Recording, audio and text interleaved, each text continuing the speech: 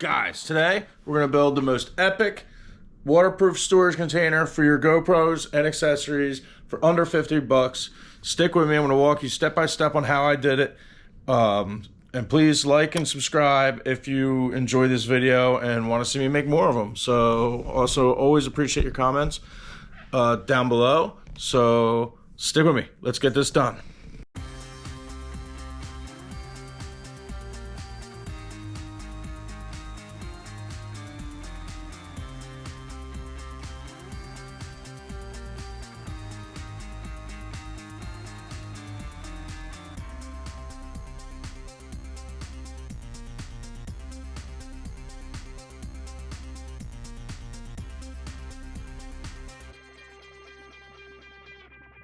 I like having everything together in one little kit. I don't like looking for everything and everything being all over the place.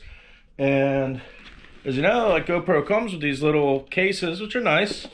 I did get it to manage to fit like the mini and the full camera and like an accessory. But that's not enough. I don't want to carry all that stuff around. So we went and got one of these. It is from Harbor Freight, the Apache 2000 weatherproof protective case.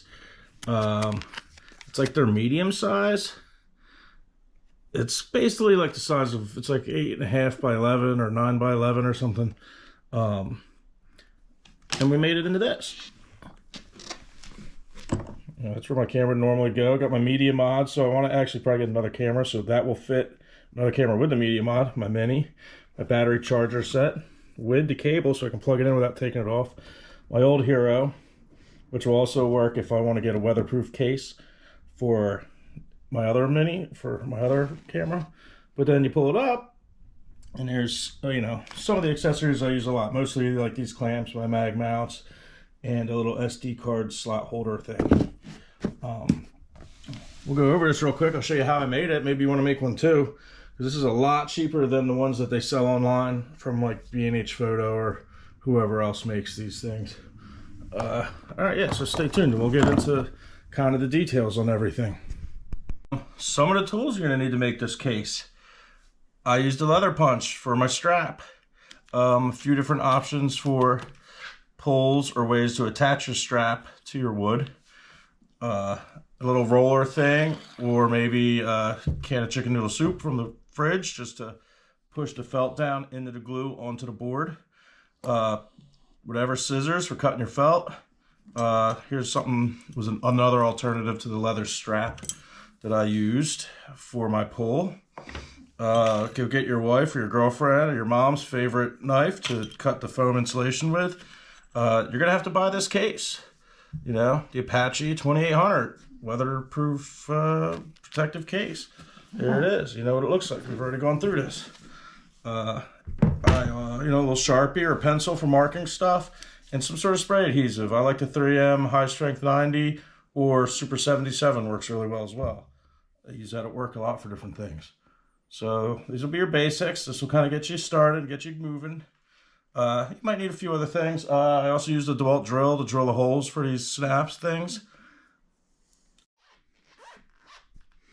All right. First things first, the top tray is probably the star of the show, so let's get all the crap out of there. I'll probably leave the battery charger on there for now. So what you do is, it comes with these two layers of this black foam that are, I'll show you on this one. They're like, if you can see it, they're like corrugated. Makes it easy to cut and trace into shapes, you know, like basic shapes. You can still kind of see there's some of my marker lines. You want to kind of cut them like a little smaller, like maybe one square smaller than you think you're going to need so that everything holds tight. But it's double layer, probably so you could do like something thick. Like at one point in time, this was all filled in by that extra. So what I did was I took all my stuff that I had, laid it all out in what seemed like a pretty good configuration. Honestly, if I was going to do it again, I might even do it with the cameras standing vertically so I could fit even more if I later want to get more. But I did it this way, it's fine. And I left a little space here maybe for another camera, another accessory. I might get like a cold shoe light or something to stick there. But normally, so you cut all this out. Now, every time you want to get to maybe something lower, they would either fall through or you'd have to rely or take everything apart every time you wanted to do it. So what I did was I cut this piece of, it's 6mm underlayment, like Luan almost, for flooring that I had extra of stuff. So I cut it to fit inside there, notched the corners because these corners are radiused. I didn't want to take the time to figure out all these radiuses and stuff, so this is fine. And then I just kind of used like some fabric store, felt that I actually bought to use for toolbox liners that I had extra kicking around in the basement, and just covered that wood just so it looks nicer, and also so it's soft and will protect the glass lenses and everything on the cameras, and then on the bottom also so when this stuff is bouncing around it won't scratch things up or really mess anything up. And this is pretty simple. I'll go through it. I cut it to size and basically just kind of wrapped it like a Christmas present. We'll do that in like 1 minute. So basically just wanted to kind of show you what we're working with here. I might even open this up a little bit more because I wound up adding these wooden braces here, so when the tray sits down it can't go any lower than that, because I didn't want eventually for it to crush this fabric and like it degrade over time. So those will always hold this tray at like the perfect elevation, but now they also support some of the weight, so I could probably cut these out a little bit bigger to fit like some more things in there, or just give those things a little bit more breathing room. All right, stay with me and I'll give you a little demo on how I made that red thing, how I did this strap, and stuff I would do differently if, I was going to do it again. Then I'm thinking ahead. All right, so this is basically what we're starting with. This is the 6mm underlayment flooring, Luan, whatever you want to call it. It's thin. It's probably a hair under 1/4 inch thick. You could probably go thinner if you had it. This is just what I had laying around, so I figured I'd use it. I would plan ahead a little bit more than I did with this, because I wound up having to do the strap after the fact and it was annoying. I would have maybe used these and sunk them into the wood and used like an eye hook or something to put a little strap on so that they just kind of pull out. Like, you don't really need this whole lunchbox strap, maybe just 2 little things to pull up on. And that would have been good because you can put these in first and then carpet over them and you won't see these from the bottom. It'll just be a little bit cleaner. I did wind up using something that I use for leather smithing, which are these posts and screws. Basically, it's just a male and female kind of little thing. Oops, got 2 males. 3 males. Get out of there. So you drill a hole in the wood, you press this through, you put your leather strap on there, and you screw them together. Pretty simple. You should be able to figure that out. That's what you see when you look on the bottom there. It came out fine. I'm not unhappy with it, but just a little forethought on how you want your project to work out, and you could save yourself some effort later on. So first things we did was basically find yourself a piece of wood that fits right inside the case you want, because you could have different size cases than me, so you can't use the same dimensions. Basically, I just kind of added a inch or so around the edges, and then drop my marker.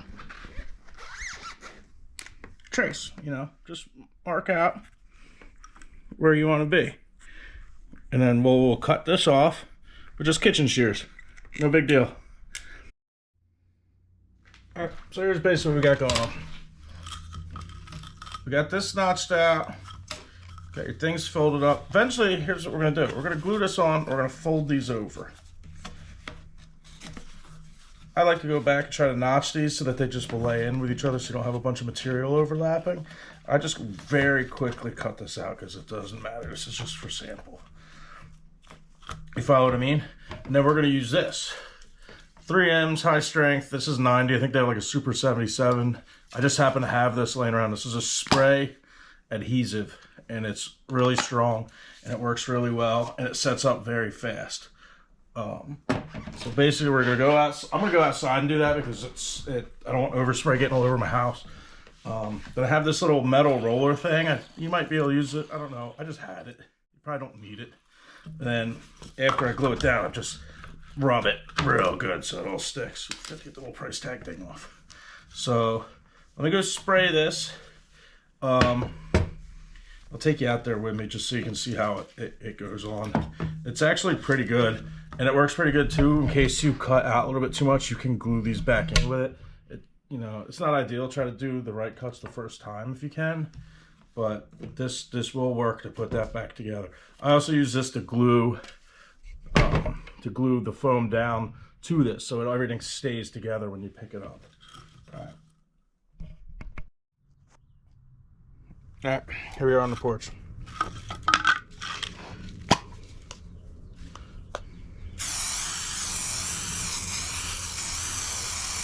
See, it comes out pretty stringy. I like to put a lot on. I will usually spray both sides. This is going to all go down, so it doesn't really matter.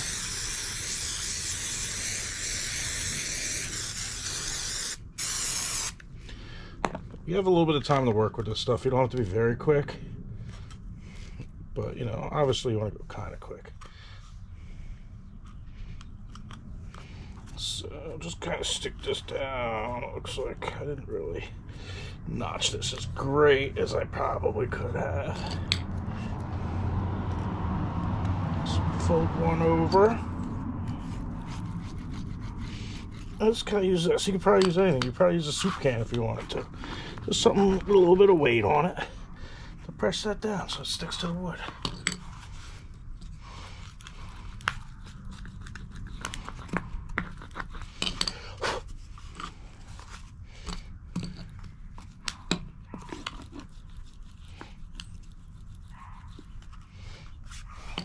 See? Not so bad. I could probably even put a little bit of spray right there.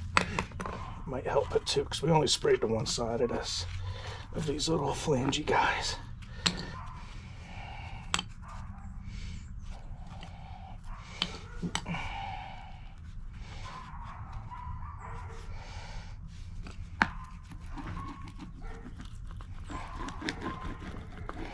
Alright, good stuff. Try to take this, just roll it on a little bit. Now see, we got a little bit of overspray of the glue from spraying it around, so I just wasn't careful because I didn't really care so much about this. And that's basically how you do it.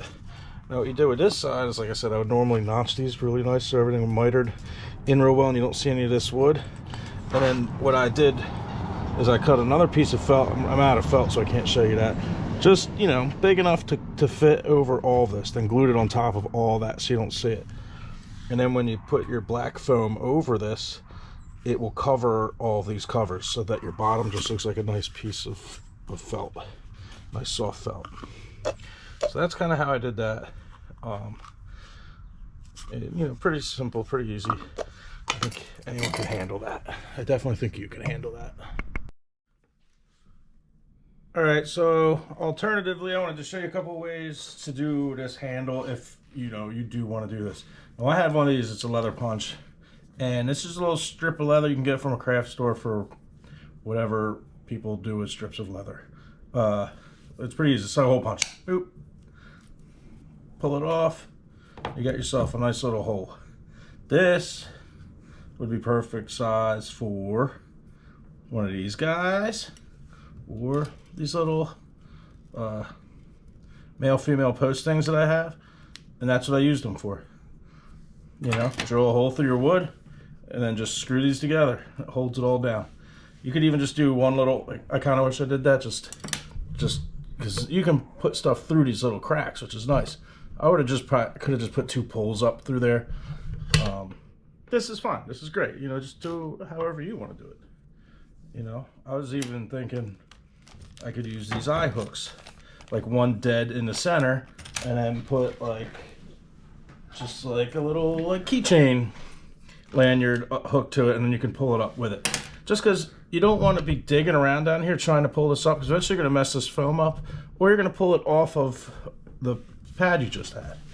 I wanted to show you how easy this stuff cuts. So, like, you know, go to the kitchen, get your old lady's favorite knife, and then you just kind of, it just runs right in there, real easy. Just find the perforations, Try to stick to the perforations because it'll just make your life easier.